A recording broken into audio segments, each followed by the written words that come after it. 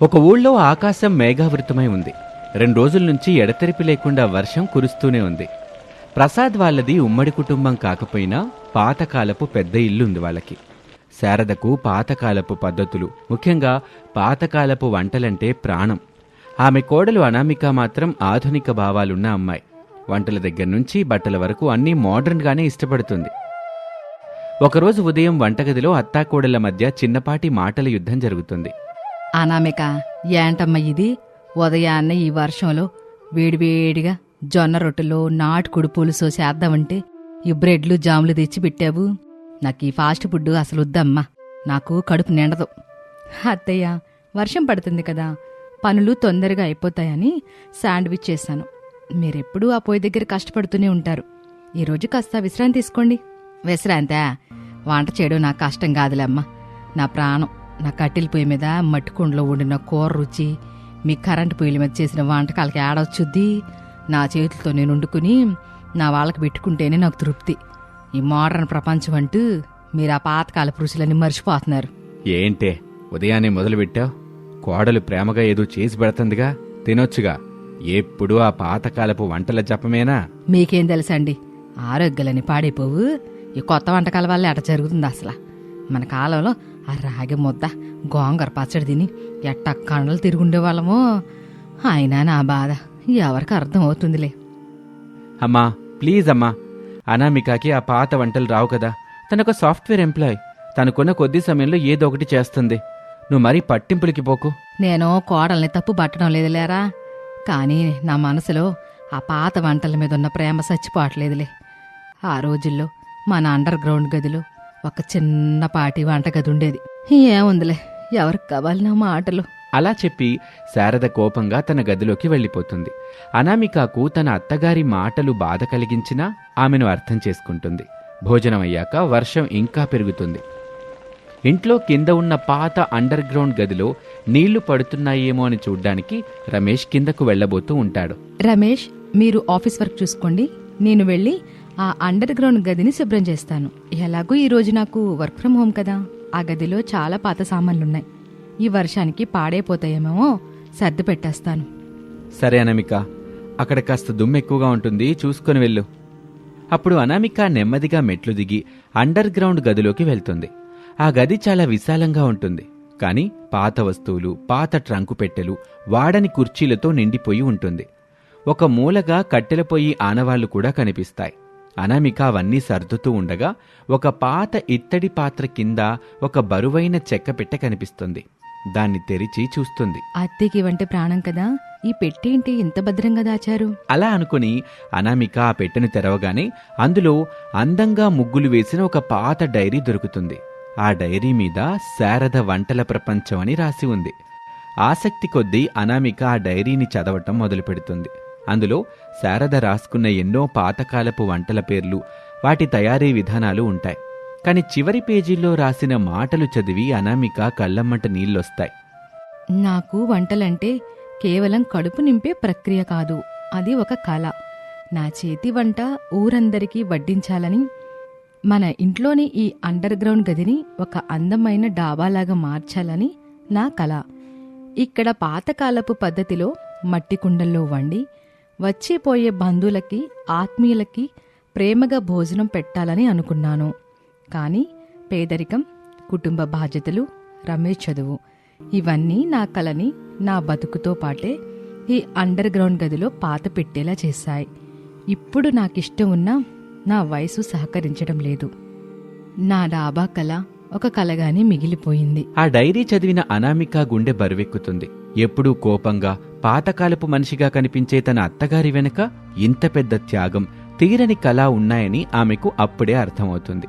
అనామిక వెంటనే ఆ డైరీ తీసుకుని పరుగున పైకి వస్తుంది.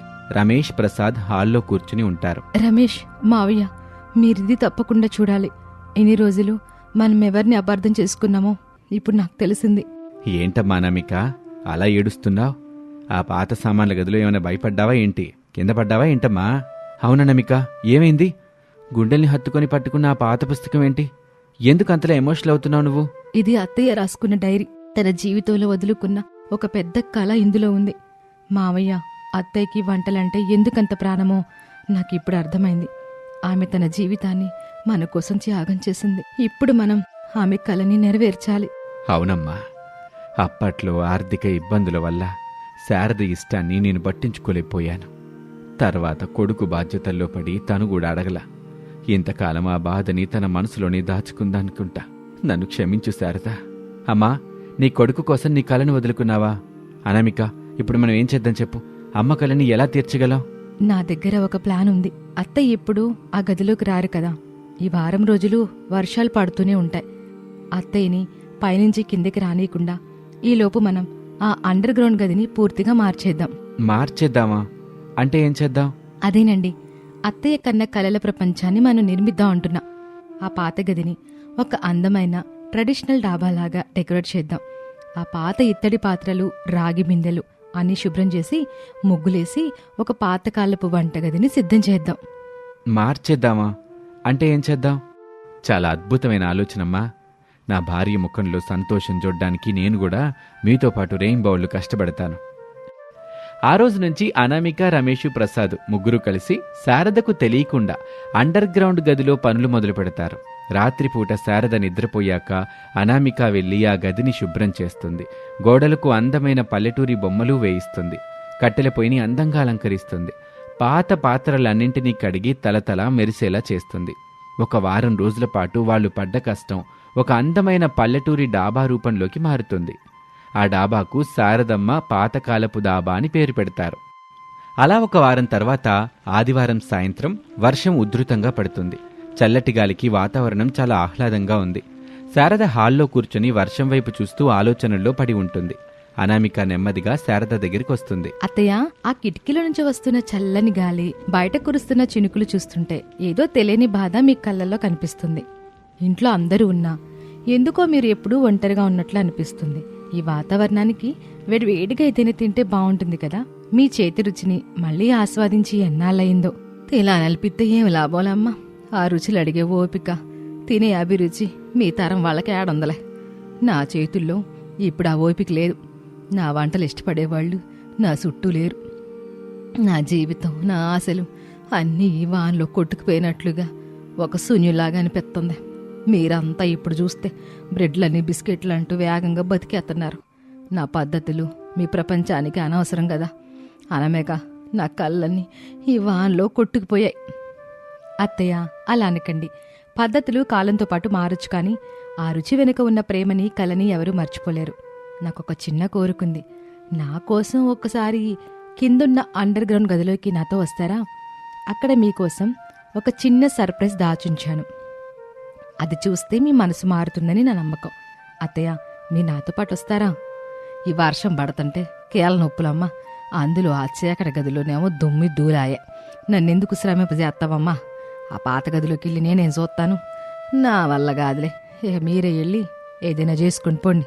శారద, ఎప్పుడు ఇంట్లోనే కూర్చుంటే మనసు భారంగానే ఉంటుంది. మన కోడలు ఎంతో ఆశగా, ప్రేమతో నిన్ను పిలుస్తుంది.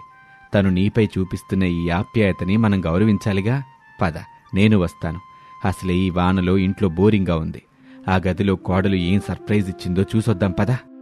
అది వినగానే శారద అయిష్టంగానే లేచి అనామిక, ప్రసాదులతో కలిసి మెట్లు దిగుతుంది. కిందకు దిగుతున్న కొద్దీ పాతకాలపు సాంబ్రాణి వాసన, దేశీ నెయ్యి వాసన ఆమె ముక్కు పుట్టాలను తాకుతాయి. ఆశ్చర్యంతో కిందకు అడుగుపెట్టిన శారద ఎదురుగా ఉన్న దృశ్యాన్ని చూసి శిలాప్రతిమలా నిలబడిపోతుంది. అదొక పాతకాలపు మురికి గది కాదు, ఒక అందమైన పల్లెటూరి వంటగది. గోడలకు పసుపు, కుంకుమ ముగ్గులు, ఎక్కడ చూసినా మెరుస్తున్న ఇత్తడి, రాగి పాత్రలు, మధ్యలో ఒక అందమైన మట్టిపొయ్యి, అందులో వెలుగుతున్న మంట, పక్కనే కూర్చోటానికి తాటి ఆకులతో అల్లిన చాపలు, ఆ పైన ఒక అందమైన బోర్డు, శారదమ్మ పాతకాలపు డాబా అని. ఏంటిది ప్రసాద్? ఏంటిదంతా? నా కళ్ళ నేనే నమ్మలేకపోతున్నాను. ఇది నిజమేనా, లేక నేనేమైనా కలగంటున్నానా? ఈ కట్టెళ్ళిపోయి ఈ ఇత్తడి పాత్రలు ఇవన్నీ ఇక్కడ కెట్టగొచ్చాయి. కల కాదమ్మా, ఇది నిజమైన ప్రపంచం. నువ్వెప్పుడో పాతిపెట్టిన నీ కలకు మా అనామిక తన ప్రేమతో పోసిన ప్రాణమిది. నువ్వు రోజు అనుకునే ఆ పాతకాలపు రుచుల సామ్రాజ్యం అమ్మా ఇది.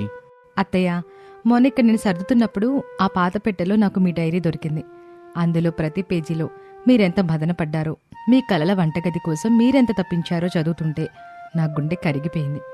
ఇన్నేళ్లుగా మీరెప్పుడూ ఆధునికతని కాదని అనలేదు. కానీ మీ ప్రాణమైన ఆ పాత జ్ఞాపకాలని, కలని వదులుకోలేకపోయారు. మీ చేతి వంట ఊరందరికీ వడ్డించాలని మీ కోరిక. ఆ కోరికని నెరవేర్చడానికి మీకోసం, కేవలం మీకోసం మీ ముగ్గురం కలిసి ఒక చిన్న ప్రయత్నం చేశాం. అదే ఇది. శారద, నన్ను క్షమించు. అప్పట్లో కుటుంబ బాధ్యతలు, ఆర్థిక ఇబ్బందుల్లో పడి నీ ఇష్టాల్ని నేనెప్పుడూ గుర్తించలేదు. నీలోని ఆ గొప్ప వంటల కలని 4 గోడలకే పరిమితం చేశాను. మన కోళ్ళ ఈ రోజున కలు తెరిపించింది. నీ కలల విలువని నాకు తెలిసేలా చేసింది నీ సొంత డాబా శారదా. ఇక్కడ నువ్వు నీకు నచ్చినట్టు, ఎవరి అడ్డంకులు లేకుండా నీకు నచ్చిన పాతకాలపు వంటలు మనసరా చేసుకోవచ్చు. అనవేక, నా కన్న కూతురు కూడా నా మనసుని ఎంతలా చదవలేకపోయేదేమో తల్లి. మోడర్న్ ప్రపంచంలో పెరిగిందానివి, బ్రెడ్లు జాములు తినేదానివి. నా పాతకాలపు పిచ్చిని, ఈ మట్టి కొండల విలువని అర్థం చేసుకుంటావో లేదోనని నేనెప్పుడు ఆపోహలపడేదాన్నమ్మా. నిన్ను కోపడతా ఉండేదాన్ని. నాలోని నిరాశని నేమీ చూపించాను. కాని ఎటువంటి స్వార్థం లేకుండా నా కలల కోటని నా కళ్ళ ముందు నిలబెట్టు. కొంగిపోతున్న నా చేతులు పట్టుకొని నాలోని ఆశని బతికించి నన్ను గెలిపించవు తల్లి. అత్తయ్య, పాత కొత్త అనేవి విడిపోయే దారులు కావు.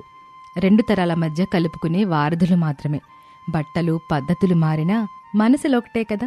మీ పాతకాలపు అనుభవం, వంటల నైపుణ్యం, నా ఆధునికత, ఇవన్నీ ఆలోచిస్తే ఇల్లు స్వర్గం అవుతుంది. దయచేసి మీరు ఏడవకూడదు. ఇదిగో చూడండి మీ బోర్డ్.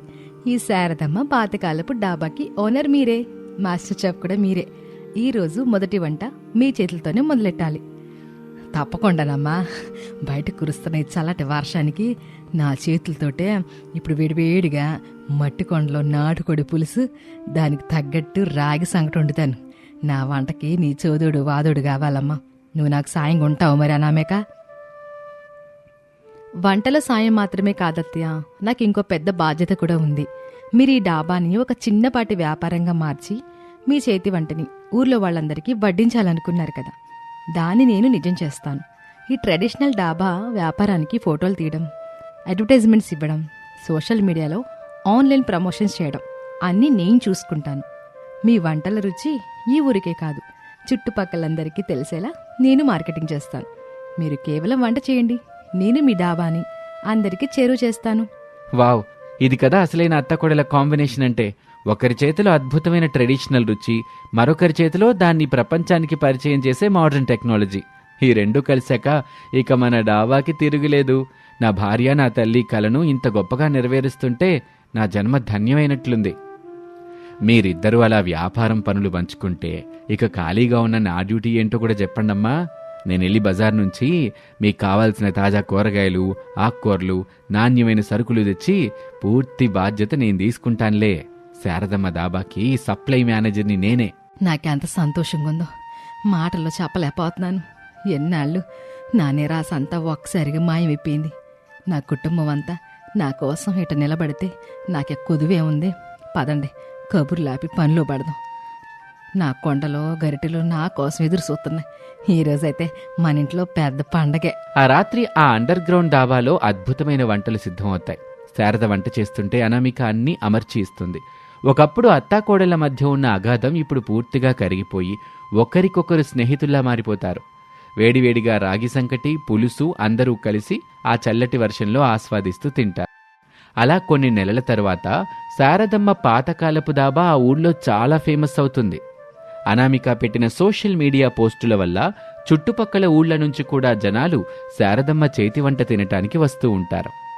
శారద తన కలను నెరవేర్చుకుని ఎంతో ఆనందంగా ఉంటుంది. అనామిక ఒక ఆధునిక కోడలిగానే కాదు, అత్తగారి మనసు తెలిసిన ఆత్మీయురాలిగా ఆ ఇంటి మహాలక్ష్మిలా మారిపోతుంది. ఆ కుటుంబం అంతా కష్టసుఖాలు పంచుకుంటూ, ఒకరి ఇష్టాలను మరొకరు గౌరవించుకుంటూ సుఖ సంతోషాలతో జీవనం సాగిస్తూ ఉంటారు. ఇది ఇవాల్టి కథ. మరొక ఆసక్తికరమైన కథలో మళ్ళీ కలుద్దాం. అంతవరకు సెలవు, నమస్తే. ప్రసాద్ కుటుంబంలో శారద కొంచెం పాతకాలపు మనిషి. పైగా తాను చెప్పిందే నెగ్గాలి అనుకునే స్వభావం. కోడలు అనామిక మాత్రం చాలా తెలివైంది, ఓపిక గలది. ఏదైనా సమస్య వస్తే కంగారు పడకుండా ఆలోచించి పరిష్కారం కనుక్కోవటం ఆమె నైజాం. ఒకరోజు సాయంత్రం వాతావరణం అంతా ఒక్కసారిగా మారిపోయింది. ఆకాశం నల్లటి మబ్బులతో కమ్ముకుంది. రేడియోలో రాబోయే 10 రోజుల పాటు భారీ వర్షాలు వరదలు వస్తాయని హెచ్చరికలు వస్తున్నాయి. ఇంట్లో అందరూ హాల్లో కూర్చొని వార్తలు వింటున్నారు. విన్నావా శారదా, ఈసారి వానలు మామూలుగా ఉండేలా లేవు. ఆకాశం చూడు ఎంత భయంకరంగా ఉందో. గాలి కూడా ఉధృతంగా వీస్తుంది. 10 రోజుల పాటు ఎడతెరిపి లేకుండా కురుస్తాయంట. పైగా ఎగువన ప్రాజెక్టులు నిండిపోవటంతో గోదావరికి భారీ వరద కూడా వచ్చే ప్రమాదం ఉందని వార్తల్లో పదే పదే హెచ్చరిస్తున్నారు. ఆ రేడియో వాళ్ళు టీవీ వాళ్ళు ఎప్పుడు ఎట్టాగే లేనిపోని కల్పించి జనాన్ని భయపెడతా ఉంటారులేండి. మనదే 100 ఏళ్ల నాటి పెంకుటిల్లాయే. గోడలు ఎంత మందంగా ఉంటాయో తెలుసుగా. ఎన్నన్నా వరదలు రానివ్వండి, తట్టుకొని నిలబడ్డ పునాది ఇది. గట్టిగా ఉంది పునాది. నేను నా చిన్నప్పటి నుంచి ఈ గోదావరికి ఎన్నో ఉగ్ర రూపాలు, ఎన్నో వానలు చూసా. వాళ్ళ హెచ్చరికల కంటే నా అనుభవమే నాకు ఎక్కువ. అలా అనకమ్మా, వాతావరణ శాఖ వాళ్ళు అంత ఖచ్చితంగా చెప్తున్నారంటే ఖచ్చితంగా ఏదో పెద్ద ప్రమాదమే పొంచున్నట్లు లెక్క. మనం కాస్త ముందు జాగ్రత్తగా ఉంటే పోయేదే ఉంది. ఏమైనా జరిగితే పసిపిల్లలున్నారు ఇంట్లో. రేపు ఉదయాన్నే వెళ్ళి ఇంటికి కావాల్సిన సరుకులు, కొవ్వొత్తులు, అగ్గిపెట్లు, మందులు అన్నీ ఓ 10 రోజులకు సరిపడా తెచ్చిపెడతాను. అవునత్తయ్య, ఆయన చెప్పింది 100కి 100 పాలు నిజం. ప్రకృతి ముందు మనం ఎంత చెప్పండి, మనం అన్నీ సిద్ధంగా ఉంచుకోవడం ఉత్తమం. ఒకవేళ వరద నీరు ఇంట్లోకి వచ్చేస్తే కరెంట్ ఉండదు. అప్పుడు మన విలువైన వస్తువులు పాడవకుండా అటక మీద ఇతర ఎత్తైన ప్రదేశాల్లో పెట్టుకోవడం చాలా మంచిది. అదే కాక మన పెరట్లో ఉన్న ఆ పెద్ద మర్రి చెట్టు కొమ్మలు చాలా విశాలంగా బలంగా ఉన్నాయి కదా. దాన్ని చూస్తుంటే విపత్తు నుంచి కాపాడుకోవడానికి నాకే ఆలోచన వస్తుంది. ఏంటే నీ గొప్ప ఆలోచన? ఎంత గట్టి వదిలేసి ఆ చెట్టు మీద కోతుల్లాగా పక్షుల్లాగా గూళ్ళు కట్టుకొని కూర్చోమంటావేంటి?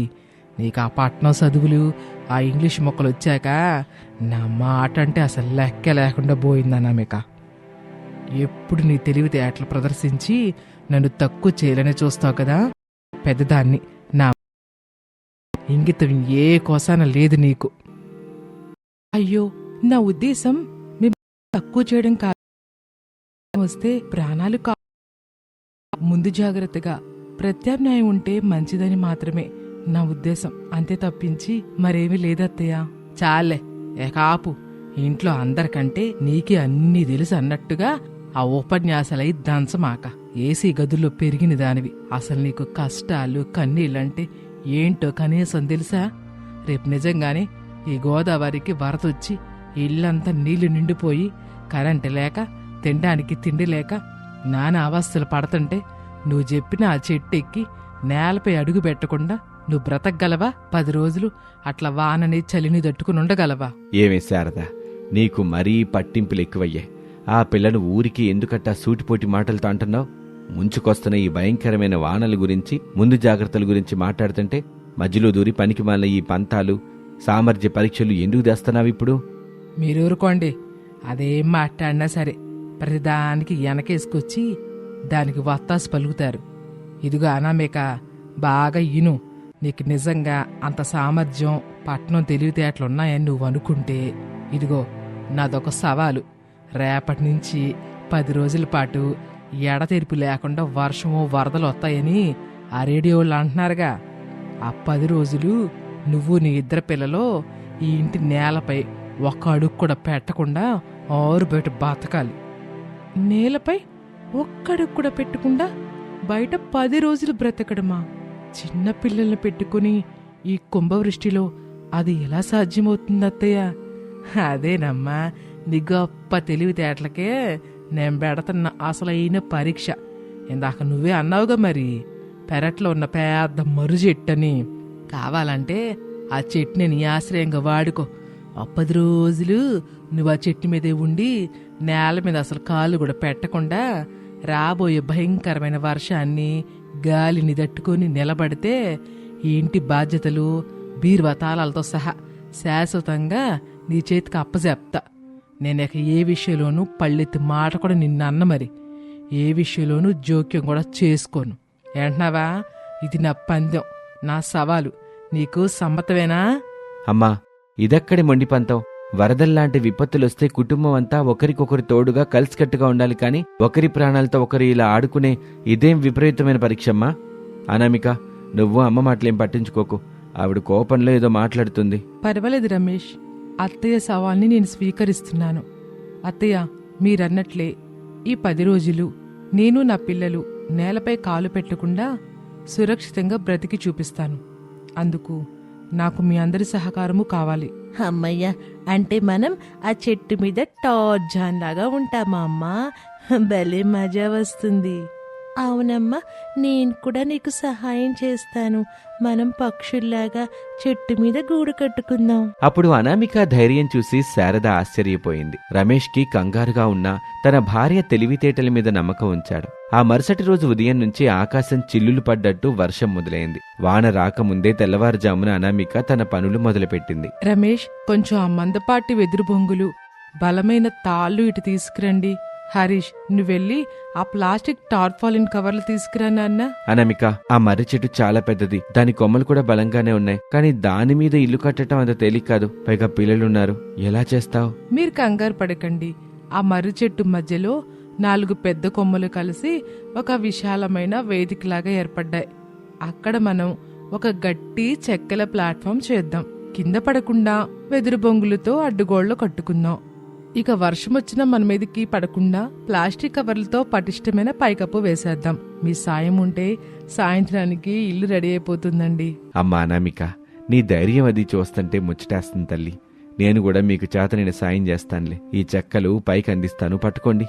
ఏమో, ఎన్ని ఆశాలేసినా వాన ముందు ఆ చెట్టుల్లో ఎంతసేపు నిలబడుతుందో చూస్తానుగా. అలా అనుకుంటూ ఉండగా వర్షం పెరిగే కొద్దీ అనామిక రమేష్ల పనివేగము పెరిగింది. మర్రి చెట్టు మీద ఒక అద్భుతమైన భద్రమైన ఇల్లు తయారైంది. అందులోకి కావాల్సిన పొడికట్టెలు, బియ్యం, పప్పులు, తాగునీరు, పిల్లల బట్టలు, పరుపులు అన్నీ ఒక బుట్ట ద్వారా తాడుతో పైకి లాగారు. 10 రోజులకు సరిపడా ఆహారాన్ని సిద్ధం చేసుకుంది అనామిక. సాయంత్రానికి వర్షం భీకర రూపం దాల్చింది. అమ్మా, ఈ చెట్టు మీద ఇల్లు భలే వెచ్చగా ఉంది. బయటకు ఎంత వాన పడుతున్నా లోపలికి ఒక్క చుక్క కూడా రావడం లేదు. అవునమ్మా, కింద చూస్తే భయంగా ఉంది. నీళ్లు పెరిగిపోతున్నాయి. భయపడకండి పిల్లలు, ఈ మర్రి చెట్టు 100 ఏళ్ల నాటిది. ఎన్నో తుఫానులను తట్టుకొని ఉంది. మనకేమీ అవదు. మీరు ప్రశాంతంగా పడుకోండి. అలా అనుకుంటూ ఉండగా మరో 2 రోజులు గడిచాయి. వర్షం ఏమాత్రం తగ్గలేదు. ఊళ్ళోకి వరద నీరు రావటం మొదలైంది. ప్రసాదు, శారద ఉన్న ఇంట్లోకి కూడా మోకాళ్ల లోతు నీళ్లొచ్చాయి. కరెంటు లేదు. ఇంట్లో ఉన్న సామాన్లన్నీ తడిసిపోయాయి. శారద, ప్రసాదులు భయంతో ఇంటి డాబా మీదకు వెళ్లి తలదాచుకున్నారు. యావండి, చలి ప్రాణాలు తీసేస్తుంది. ఇంట్లో ఉన్న బియ్యము, కట్టెలు అన్నీ తడిసిపోయాయి. ఓ పక్కన ఆకలి, ఇంకో పక్కన చలి. నా వల్ల కావట్లేదండి. నేనప్పుడే చెప్పాను, కోడల మాట ఇని మనం కూడా చెట్టు మీదకి వెళ్దాము అని. నీ పంతం కొద్దీ వద్దన్నావు. ఇప్పుడు చూడు, కింద ఇల్లంతా సముద్రంలాగా మారింది. మనం ఇక్కడ ఈ చలిలో నరకం అనుభవిస్తున్నాం. పసిపిల్లలైనా ఆ చెట్టు మీద హాయిగా ఉన్నారు. అవునండి, నా పంతమేనను ముంచేసింది. కోడల్ని తక్కువ అంచనా వేశాను. ఇప్పుడు తప్పు తెలుసుకున్నాను. కానీ ఏం లాభం? వాళ్ళు మనల్ని ఎట్టా చూస్తారు? ఆ సమయంలో అటు చెట్టు మీద ఉన్న అనామిక, రమేష్లు డాబా మీద చలికి వణుకుతున్న అత్తమావల్ని చూశారు. అనామిక మనసు కరిగింది. వెంటనే తను కట్టుకున్న పొయ్యి మీద వేడివేడిగా అన్నం, పప్పు వండింది. ఒక ఫ్లాస్కులో వేడి కాఫీ కూడా సిద్ధం చేసింది. రమేష్, అత్తయ్య వాళ్ళు చలికి ఇబ్బంది పడుతూ ఉంటారు చాలా. మనం ఒక బుట్టకి పొరవాటి తాడుని కట్టి ఆ డాబా మీదకి విసురుదాం. అందులో ఈ వేడి భోజనం, కాఫీ, కొన్ని పొడి దుప్పట్లు పెట్టి పంపుదాం. అనామిక, అమ్మ నీతో అంత కఠినంగా మాట్లాడినా నువ్వు వాళ్ళ గురించి ఎంత బాగా ఆలోచిస్తున్నావో. నువ్వు నిజంగా దేవతవ అనామిక. ఇప్పుడే ఆ తాడు వేస్తాను. అలా చెప్పి రమేష్ ఒక బరువైన రాయికి కట్టిన తాడుని డాబా మీదకు విసిరాడు. ప్రసాదు ఆ తాడుని పట్టుకున్నాడు. అనామిక చెట్టు మీద నుంచి బుట్టను జాగ్రత్తగా కిందకు వదిలింది. అత్తయ్య, మావయ్య, ఆ బుట్టలో వేడి భోజనం, కాఫీ ఉన్నాయి. ముందవి తినండి. అలాగే పొడి దుప్పట్లు కూడా ఉన్నాయి, కప్పుకోండి. మీకేమీ కాదు, మీ ఉన్నాము. అనామిక, నన్ను క్షమించమ్మా. నిన్ను ఎన్నో మాటలు అనేశాను, ఎంత కష్టపెట్టాను. అయినా నువ్వు నా ఆకలిని తీరుతున్నావు. నీ మనసు ఎంత మంచిదో ఇప్పుడు అర్థమైంది తల్లి. ఏడు పాపు శారదా, ముందు కోడలు పంపిన వేడి కాఫీ దాగు, ప్రాణం లేచొచ్చుద్ది. చూసావా, మన ఇల్లు మనల్ని రక్షించలేకపోయింది. కానీ కోడలు తెలివి ఆ పిల్లల్ని ఇప్పుడు మనల్ని కూడా రక్షిస్తుంది. అలా రోజులు గడుస్తున్నాయి. వాన పడుతూనే ఉంది. ప్రతిరోజు అనామిక 3 పూటలా వేడివేడి భోజనం చేసి అత్తమామడికి పంపుతూ వచ్చింది. నానమ్మ, ఈ భయంకరమైన వాన ఎప్పుడు తగ్గుతుంది? నువ్వు తాతయ్య ఎప్పుడు పైకొస్తారు? నువ్వు లేక ఇక్కడ మాకు రాత్రిపూట కథలు చెప్పేవారు లేరు. నీతో ఆడుకోవాలనుంది. వాన తగ్గగానే నేనే పైకి వచ్చేస్తానులే కన్నా. మీ అమ్మ ఎంతో కష్టపడి కట్టిన ఆ చెట్టిల్లు నాకు కూడా చూడాలనుంది. ఈ కష్టకాలంలో మమ్మల్ని కడుపులో పెట్టుకొని చూసుకుంటున్న నా కోడలు నిజంగా బంగారంరా. నానమ్మ, మీకోసం అమ్మ ఆ చిన్న పొయ్యి మీదే వేడివేడిగా ఉల్లిపాయ పకోడీలు చేసింది. ఇప్పుడే తాడుకు కట్టి బుట్టలో పంపాము. తాతయ్యకిచ్చి నువ్వు కూడా తిని నానమ్మ. పకోడీలు చాలా బాగున్నాయి. అట్టాగే తల్లి. ఈ భయంకరమైన చలిలో గజగజ వణుకుతున్న మాకు మీ అమ్మ పంపి ఈ వేడివేడి వంటలు నిజంగా అమృతలాగున్నాయి. ఆకలి తీరి ప్రాణం లేచి వస్తుంది. మీ అమ్మకి నా దీవెనలు చెప్పు. అలా 10 రోజులు గడిచాయి. 11వ రోజు ఉదయం మెల్లగా వర్షం తగ్గింది. ఆకాశంలో సూర్యుడు కనిపించాడు. వరద నీరు కూడా నెమ్మదిగా వెనక్కి వెళ్ళిపోయింది. అనామిక సవాలుని విజయవంతంగా పూర్తి చేసింది. 10 రోజుల పాటు నేలపై అడుగు పెట్టకుండా అందరినీ కాపాడుతూ చెట్టు మీదే జీవించింది. అనామిక, చూడు, వాన తగ్గిపోయింది, నీళ్లు కూడా దిగిపోయాయి. మనం ఇక కిందకి వెళ్ళొచ్చు. దేవుడి దయవల్ల అందరూ క్షేమంగా బయటపడ్డాం రమేష్ గారు. పదండి, ముందు అత్తయ్య వాళ్ళు ఎలా ఉన్నారో చూద్దాం. అలా అనుకుంటూ అందరూ జాగ్రత్తగా చెట్టు మీద నుంచి కిందకు దిగారు. ఇంట్లో ఉన్న బురదని, నీటిని శుభ్రం చేసుకున్నారు. అప్పుడే డాబా మీద నుంచి శారదా ప్రసాదులు కిందకొచ్చారు. శారద నేరుగా వెళ్లి అనామికను గుండెలకు హత్తుకుంది. ఆమె కళ్ళల్లో ఆనంద బాష్పాలు రాలుతున్నాయి. అమ్మ అనామేక, నా పంతము, నా అహంకారము ఈ వాన్లో కొట్టుకుపోయాయి తల్లి. ఆడదానికి ఓర్పుతో పాటు తెలివితేటలు కూడా ఎంత అవసరమో నువ్వు నిరూపించావు. ఈ 10 రోజులు నువ్వు ఆ చెట్టు మీద ఇల్లు కట్టుకుపోయి ఉంటే ఈ పాటికి మన పరిస్థితి ఏమయ్యేదో తలచుకుంటేనే భయంగా ఉంది. నువ్వు ఇంటి కోడలో కాదమ్మా, మా ఇంటికి మహాలక్ష్మివి. అత్తయ్య, మీరలా కన్నీళ్లు పెట్టుకోకండి. మీరు పెద్దవారు. ఏదో నా మీద కోపంతో అలా అన్నారే కాని అందులో మీ తప్పేమీ లేదు. కుటుంబం అన్నాక కష్టాలు రావడం సహజం. వాటిని అందరం కలిసి ఎదుర్కోవాలి కదా. నువ్వెంత ఎదిగినా ఒదిగుండే స్వభావం అమ్మా నీది అనామిక. శారదా, ఎకనైనా నీ కోడల్ని అర్థం చేసుకున్నావు, అదే సంతోషం. అర్థం చేసుకోవడమే కాదండి, నేను పందెంలో ఓడిపోయాను. నా కోడలు గెలిచింది. ఇదిగా అమ్మాయి అనామిక, మాటిచ్చినట్లే ఈ రోజు నుంచి ఈ ఇంటి తాళాలు, ఇంటి బాధ్యతలో మొత్తం నీయే. ఇకపై ఈ ఇంట్లో నువ్వు ఏది చెప్తే అదే వేదం. నీ చేతుల్లో ఈ ఇల్లు సురక్షితంగా ఉంటదని నాకు పూర్తి నమ్మకం వచ్చింది. తాళాలు ఎవరి దగ్గరే ఉంటే ఏమైంది అత్తయ్య? మనందరి మనసులు కలుసుంటే చాలు. మీరెప్పటికీ ఈ ఇంటి పెద్దరికం వహించాలి. నేను మీకు తోడుగా ఉంటానంతే. నానమ్మ, అంటే రేపటి నుంచి మనం మళ్ళీ ఆ చెట్టు మీద ఇంటికి వెళ్తామా? వెళ్తావరా కన్నా, వర్షం వచ్చినప్పుడు కాదు. ఇక మనం అందరం ఆనందంగా ఆడుకోవడానికి మీ అమ్మ కట్టిన చెట్టింటికి రోజు వెళ్దాం. అలా అనామిక తెలివితేటలకు, అత్తగారి మార్పుకి ఆ ఇల్లు ఆనందంతో నిండిపోయింది. ఆ తర్వాత ఆ ఊరి వాళ్ళంతా అనామిక చెట్టు మీద కట్టిన ఇంటిని చూసి ఆశ్చర్యపోయారు. విపత్తు సమయంలో కోడలు చేసిన అద్భుతమైన పనిని ఊరంతా పొగిడారు. శారద కూడా ఎంతో గర్వంగా మా కోడలు తెలివైంది అని అందరికీ చెప్పుకునేది. అప్పటినుంచి ఆ కుటుంబం ఎప్పుడూ ఎలాంటి గొడవలు లేకుండా సుఖ సంతోషాలతో జీవనం సాగించారు. ఇది వాళ్ళటి కథ. మరొక ఆసక్తికర కథలో మళ్ళీ కలుద్దాం. అంతవరకు సెలవు. నమస్తే.